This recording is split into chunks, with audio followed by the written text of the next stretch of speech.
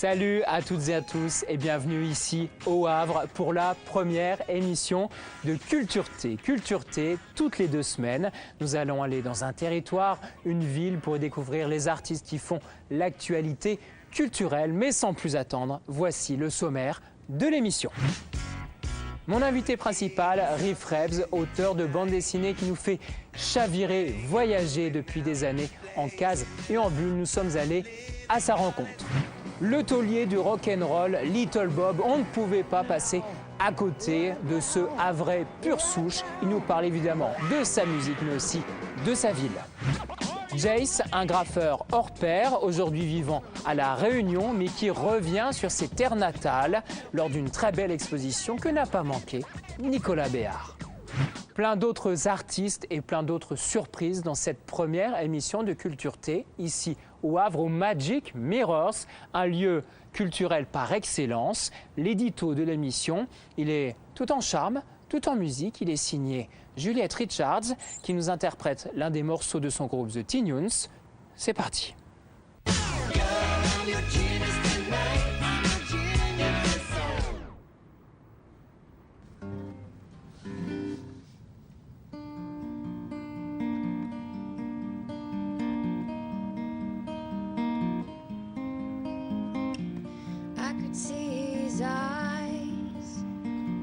Looking at nowhere, lost in the ocean of his thoughts. Oh, was it thinking or just reminding? My mind wanted to ask, but my voice couldn't do it.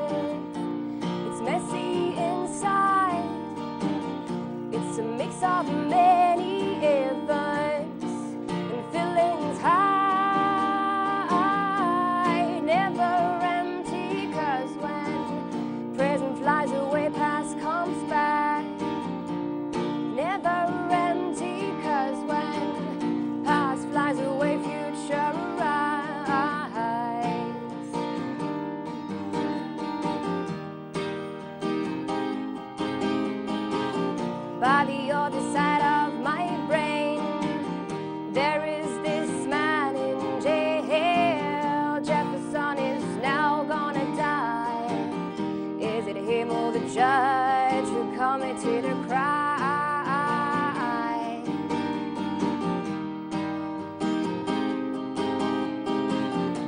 My life is just a maze.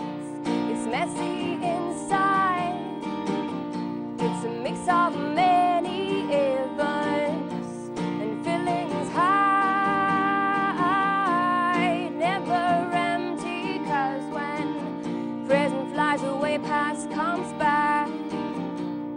Never empty, 'cause when past flies away, future arrives.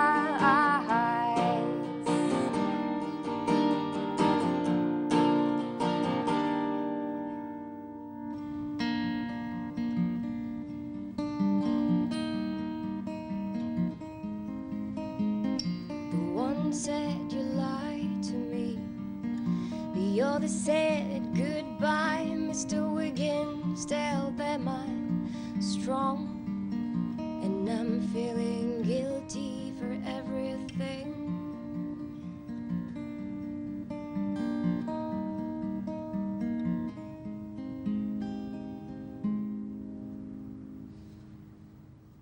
Vous venez d'entendre Juliette Richards pour l'édito de cette émission. Sans plus attendre, direction les univers de Riff Rebs, auteur de bande dessinée et invité principal de cette émission ici au Havre.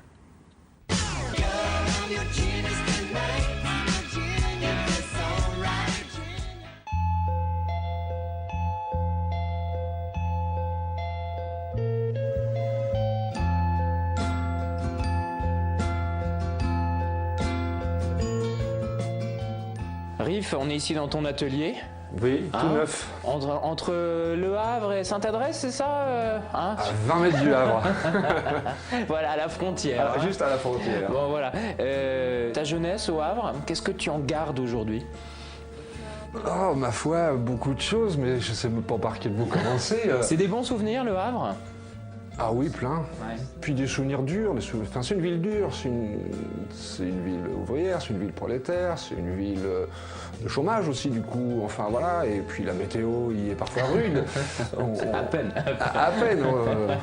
Mais bon, voilà. Donc, ma scolarité fut difficile. Enfin, bon. T'étais un sale gosse, c'est ça? Pas vraiment. Pas le pire, jamais. Pas le pire, Non. mais pas loin d'être le pire. Mais toujours copain avec les pires, par contre. C'est ça. Voilà, mais donc un peu foireux du coup, Ouais. jamais leader, mais par contre toujours dans les coups fourrés. Et la bande dessinée, ça t'est tombé dessus comment? T'avais, je sais pas, il y avait une bibliothèque à la maison ou tu t'es forgé je toi-même pense, comme tes beaucoup lectures? de dessinateurs de ma génération, les parents avaient déjà lu Tintin, j'avais un tonton qui adorait Spirou, et mon père dans son taxi achetait Pilote qui me prêtait de temps c'est en marrant, temps. ça, ouais. Voilà, et donc j'ai beaucoup baigné là-dedans, et puis j'adorais dessiner, et puis évidemment la proximité avec la bande dessinée, le fait de pas avoir de frères et sœurs aussi, fait que j'étais seul dans des époques sans Game Boy, même sans télé, sans téléphone. Il fallait se créer ses aventures. Voilà, il Ouais. fallait jouer, il fallait s'inventer ses jouets, donc du coup dessiner était créer des univers, donc ça m'allait très bien. Et effectivement, l'impact de Maurice ou de Uderzo et de tant d'autres après, Gottlieb beaucoup, Ouais. ont fait que je les ai beaucoup imités, dessinés, et j'ai rêvé de ça. Mais ça paraissait par contre complètement improbable que ce soit un métier pour moi. Vers quel âge tu C'était ressens trop aujourd'hui, loin. tu comprends vers quel âge ça devenait plus qu'une petite lubie comme ça Vers 15 ans? Ouais. Ouais, vers 15 ans. Je rencontre un gars dans ma classe qui dessinait mieux que moi et qui était vraiment drôle et qui s'appelle HLM de son nom d'artiste. Et encore prolétaire. Et donc du coup, lui était un garçon bien dynamique, très bon dessinateur, et on s'est bien associés tous les deux. Et on a commencé à imaginer qu'il était possible que, vu qu'on se sentait très différents du reste du monde tous les deux, que ça devienne une espèce de métier, quoi. Ça restait quand même improbable vu de l'endroit d'où on venait par rapport à Paris, les maisons d'édition. J'avais aucune idée de comment ces choses fonctionnaient. Comment moi. ça marchait, ouais, c'était... Ma famille me promettait un avenir de poubellier, vu ma scolarité. Donc du coup, mais bon, j'ai commencé moi à y croire vraiment parce que quand on commence à progresser, plus qu'on reçoit des compliments aux familles ou aux copains, et alors on continue d'en faire puisque c'est un moyen de se faire aimer et qu'on ne pas tellement Bien d'autres. sûr, et d'exister. Voilà, et donc du coup, c'est juste pour trouver l'amour qu'on fait du dessin. Et à quel moment tu prends ton visa pour quitter Le Havre et te dire « Ah, si je veux faire de la bande dessinée, il faut que je me casse d'ici ». À 18 ans. Ouais. À 18 ans pour faire les écoles d'art. Vu que j'ai travaillé pas que dans les stations-service, mais aussi sur le port, aussi chez Goodyear, enfin dans l'industrie, tous les étés, avec toutes mes économies, j'arrive à me payer une école préparatoire pour les concours des grandes écoles. J'arrive à en payer la moitié, ce qui était quand même gigantesque pour l'époque, et pour le budget de ma mère notamment, mes parents étant séparés. Voilà, donc je pars à Paris et j'ai avec une faim, une rage de bouffer Paris et d'apprendre à dessiner et de bouffer cette ville. Quoi, et arriver à m'imposer, quoi, voilà. M'imposer, enfin, pas comme en tant que dictateur, hein, mais d'arriver à prouver que je pouvais vivre du dessin. Tu penses que c'est le fait d'être du Havre, tu le disais, le côté prolétaire, middle class, etc., tu voulais t'imposer? Tu pensais que c'était un milieu, c'est con ce que je veux dire, mais un peu bourgeois, il fallait que... C'est parce que, comment dire, tout le monde était contre moi, et avec ma mère. Toute la famille était contre le fait que j'aille faire ça.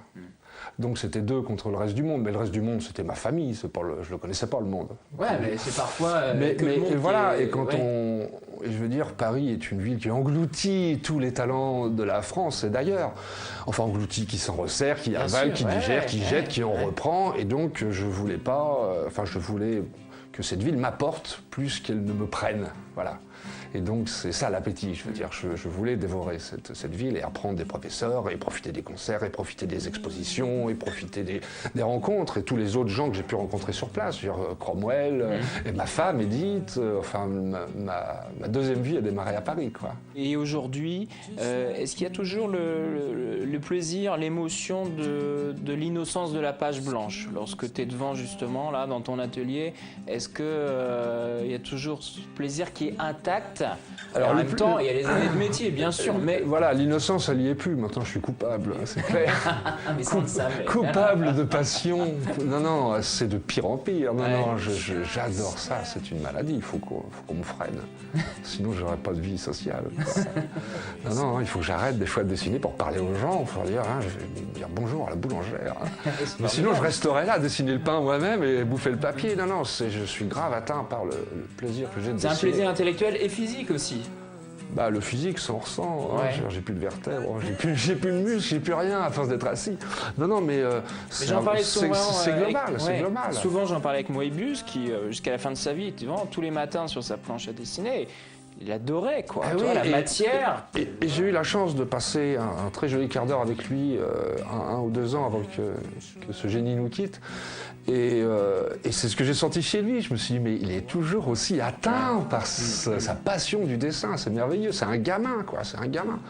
Mais j'ai croisé Herman il n'y a pas très longtemps à un festival à Strasbourg. Il me dit, t'as vu, Rive, j'ai encore changé de style pour mon nouvel album.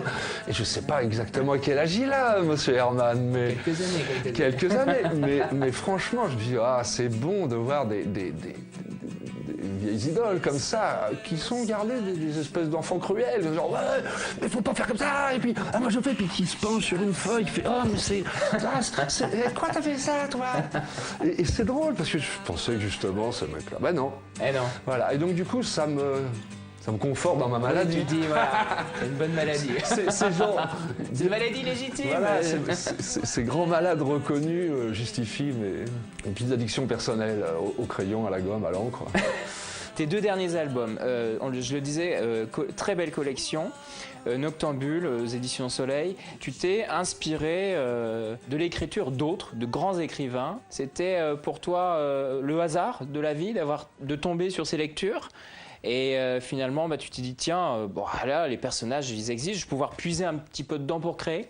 J'ai commencé tard à lire, je parlais de ma scolarité mauvaise, évidemment, ça s'accompagnait de ce genre de choses. Mais enfin, j'ai quand même beaucoup lu à partir de mes 16 ans, quoi.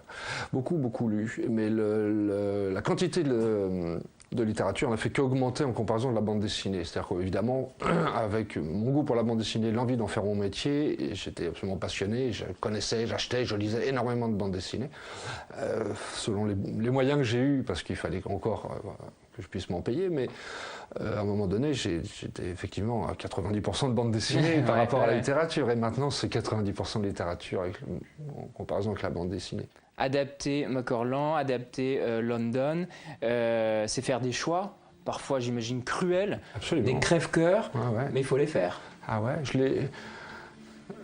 je les traite, mes amis écrivains, évidemment, ils sont décédés, ils sont pas là, donc je peux tout me permettre. Mais je dis, mon bon vieux Macorlan, mon cher Jack, là, excuse-moi, mais je coupe.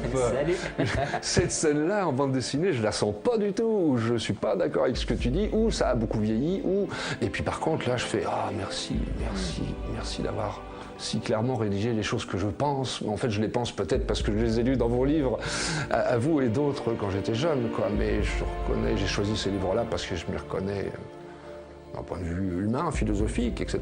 Donc du coup, voilà, quand je suis dans leur récit, je parle dans leur bouche et leur bouche parle pour la mienne, enfin tout ça, ça finit sur du papier. Et justement, à ces personnages qui n'ont existé que par des lettres couchées sur un papier, tu leur donnes de la vie, toi, tu leur donnes un visage, une gueule, du mouvement. Comment on crée ça? Ton inspiration à toi pour créer ces personnages, et encore plus lors d'une adaptation livre, c'est pas évident, quoi. Ouais, c'est pas évident, puis c'est pas évident à raconter, parce que c'est un peu du potage, quoi. C'est l'histoire de cuisine. Après, en faire une recette, c'est pas possible. Mais tu fais une sorte de casting sur le papier? Non, le truc d'abord, c'est que je lis le roman au moins 2 fois. Une fois comme un simple lecteur, une deuxième fois avec l'intention et en cherchant les images que ça me provoque. Et après, je laisse reposer la chose. Dans l'idée, pas de l'oublier évidemment, mais enfin, je laisse retomber le truc, quoi. Et après, je commence à rêver du livre. Comme s'il n'était plus qu'à moi, comme je rêve d'en faire, voilà, depuis que j'ai 15 ans, voilà. Et je commence à rêver du livre, évidemment, avec les intentions qui me plaisent dedans, et puis là, commencent à venir les images, les enchaînements, les séquences, enfin toute la partie narrative, les images fortes que j'y vois, celles où je vois qu'il y a un problème pour trouver l'image, ou le lien entre telle séquence, enfin voilà, je rêve du truc. Et puis là, je me jette sur le papier, je travaille et puis je commence à réouvrir à côté de moi le roman d'origine et je souligne, machin, et je fais de l'analyse de texte comme je voulais pas en faire à l'école. Et là, je le fais avec une passion folle. Voilà. Et donc, du coup, je passe à l'épreuve de l'écriture et découpage quasiment simultanément. Voilà, et tout ça n'est pas présentable à personne. Personne ne peut lire cette étape de travail, mais c'est la plus conséquente, la plus difficile et la plus passionnante. Riff, merci à toi.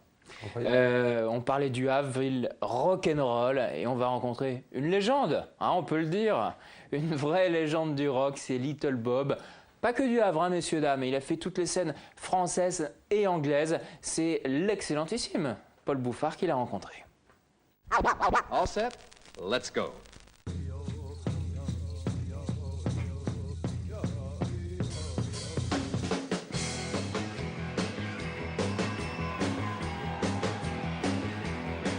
Ah, mais la scène, c'est l'endroit où on s'éclate. C'est l'endroit où on est chez nous. C'est l'endroit où les gens viennent pour avoir un truc qui leur fait du bien. Et c'est ce que j'essaye de leur donner au maximum. Little Bob, c'est plus de 30 ans de scène, une vingtaine d'albums sous le Perfecto. En 75, la Little Bob Story déboule sur la scène rock. Le rebelle ouvre une voie, l'Angleterre est à ses pieds, il enchaîne pas moins de 350 concerts entre 75 et 79. Mais il revient toujours à son premier amour, la ville du Havre. Il y en a qui disent que je suis l'enfant du pays, en fait je suis pas né au Havre. Mais c'est ma ville, quoi. C'est là que je suis arrivé, quand j'étais môme, c'est là où je suis resté. Je préfère vivre au Havre. Je sais pas, je trouve qu'entre la mer et la côte qui est jolie, et puis la campagne et les forêts derrière, c'est bien. Puis en plus au Havre, les avenues sont larges et il y a du vent qui s'engouffre, parce que c'est le vent de la mer, qui s'engouffre dans les avenues, ça balaye les différences.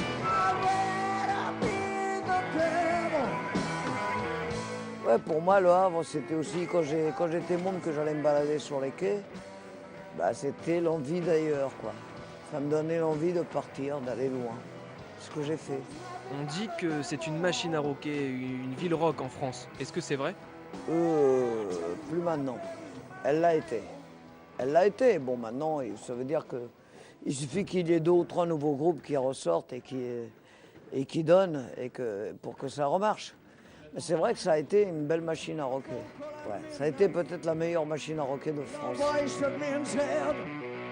Maintenant, la musique, tout se passe sur la côte.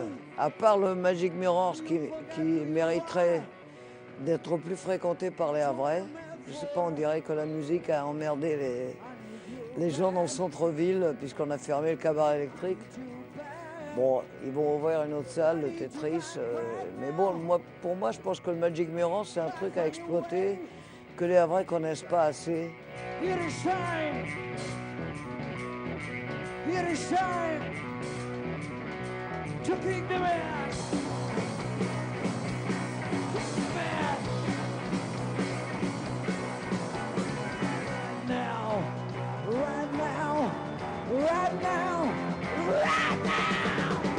Attention, cette fois, le rocker revient avec du blues à la sauce havraise. Un projet, Little Bob Blues Bastards, et un album, Break Down the Walls, sauvage et bâtardisé. 13 titres mis sur bande en 2 jours, et bien sûr, toujours made in Le Havre. Et on l'a enregistré au Havre, au studio Honolulu. C'est du live, c'est ça, hein? Ah, c'est du live, ouais. C'est du live, mais dans le studio, avec les moyens du studio. En fait, c'est ce qu'on joue sur scène, quoi. Sauf que depuis les dernières dates, les morceaux ont pris de l'ampleur et forcément du son et de la force.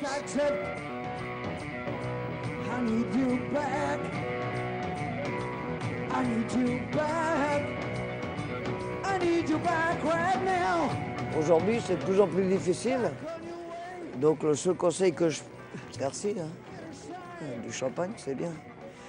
Le conseil que je peux leur donner, c'est de travailler, d'y croire et de tourner, parce que sans tourner, il n'y a rien. D'accord, c'est bien de répéter dans les caves, mais ça ne suffit pas. Et jouer dans les bars, ça ne suffit pas. Il faut aller au-devant du public ailleurs que chez soi. Et voilà, santé. Merci beaucoup. Merci. Santé à toi aussi.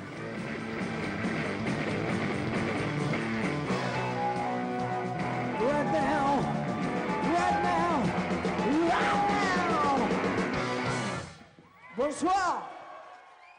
Retour ici au Magic Mirror où s'est produit à de nombreuses reprises Monsieur Little Bob. Une nouvelle fois, bravo à Monsieur Paul Bouffard pour cet excellent portrait. Sans plus attendre, direction le Graff Havrais avec l'excellentissime Jace, un portrait signé Nicolas Béard. All set? Let's go.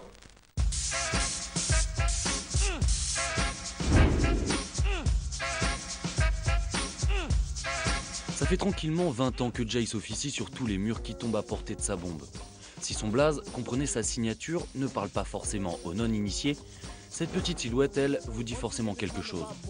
Un mix entre du caisse à ring et Coco Shaker, baptisé par son créateur, le Gouzou.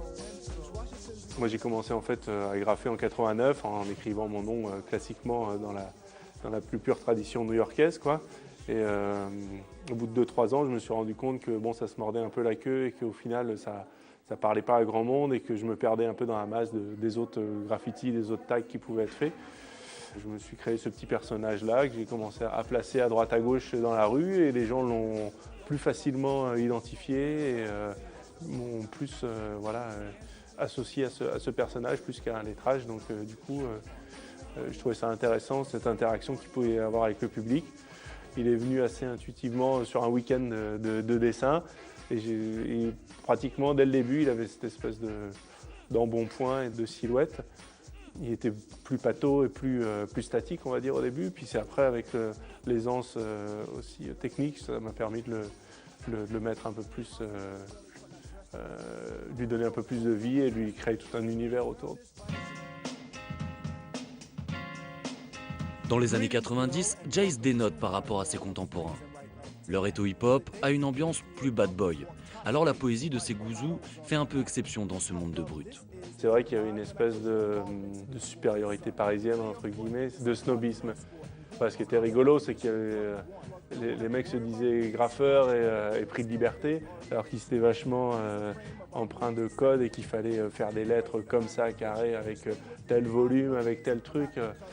Et je dis, mais enfin, moi je fais du graffiti dans la rue, c'est déjà pour me faire plaisir et pas pour avoir des codes, des lois et des trucs qui m'imposent de faire ce que j'ai à faire. Enfin, voilà, et donc forcément, quand tu arrives avec un petit personnage avec des petits cœurs autour, avec les mecs qui sont dans l'esprit b-boy, wesh, avec des flingues et tout, forcément, je passe un peu pour un blaireau.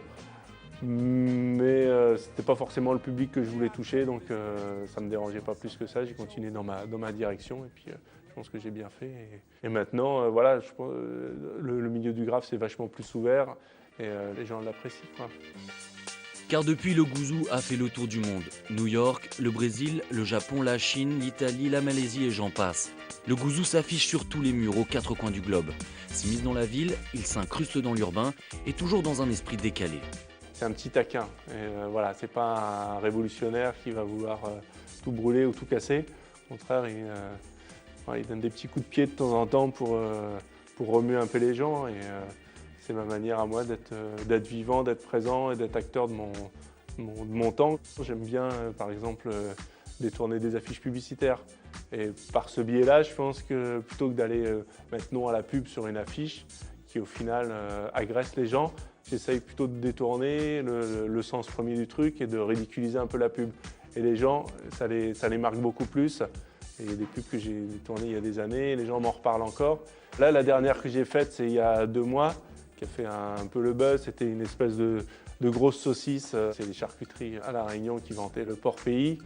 Et donc, je suis allé lui coller une grosse capote avec le scientifique qui avec son espèce de bâton et ses lunettes, qui recommande le port du préservatif. Et forcément, ça a fait rire beaucoup de monde et ça, voilà. Le gouzou a maintenant 20 ans et s'il se fait plus rare sur les murs du Havre, la ville natale de Jace, il pullule littéralement sur l'île de la Réunion où il a élu domicile. Il se plaît bien là-bas. Ouais, c'est une bonne base et l'avantage c'est qu'il fait souvent beau. Les gens sont assez détendus, ils aiment la couleur. Les gens l'ont un peu adopté et donc c'est cool quoi. Voilà, il se sent bien là-bas quoi. Ouais, il est dans son élément. Nouvelle rubrique dans Culture T, c'est Politicard. Je vous invite à une rencontre avec une femme ou un homme politique qui nous parle d'un lieu culturel ou d'une œuvre d'art. C'est parti.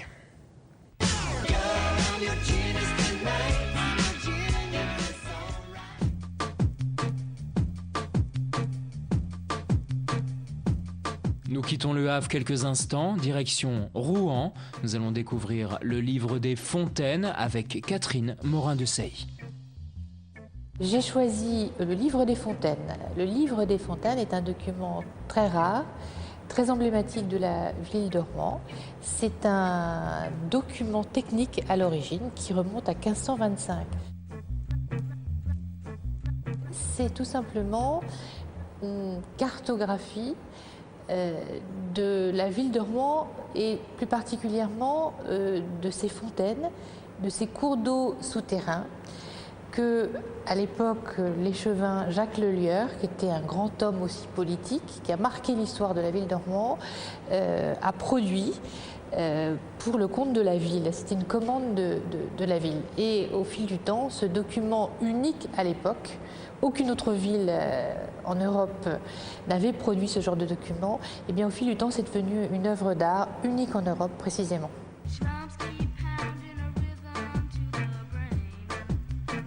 Peut-être que les artistes n'aimeraient pas qu'on les compare à des politiques à l'inverse. Moi, je pense que le parallèle qui peut être fait entre un homme ou une femme politique et un artiste, c'est justement ce que je disais, être dans l'avenir. On est dans une projection de la société pour demain. Et c'est une forme de création tout à fait autre, mais c'est en tout cas cette dynamique qui nous projette vers le futur qui peut s'apparenter, trouver une parenté entre les deux. Le politique, c'est parfois aussi l'art de la parole pour convaincre, faire passer ses idées. Donc il y a forcément parfois une théâtralisation de la prise de parole pour pouvoir, comme l'artiste, émouvoir, susciter la curiosité, l'adhésion. Et je crois qu'il y a de ça aussi dans la façon dont le politique va s'adresser à ses concitoyens. C'est la fin de cette émission Culture T ici au Havre. Merci à mes équipes, Paul Bouffard et Stéphane Bauden. Merci aussi à toutes les équipes du Magic Mirror de nous avoir accueillis pour tourner cette émission. Toutes les infos, vous les connaissez. Mon profil Facebook et tous les jeudis matins, ma chronique Coup de cœur, bande dessinée dans le quotidien Métro. Et on va finir cette émission en musique avec le guitariste Hugo Lippi. À bientôt pour d'autres aventures.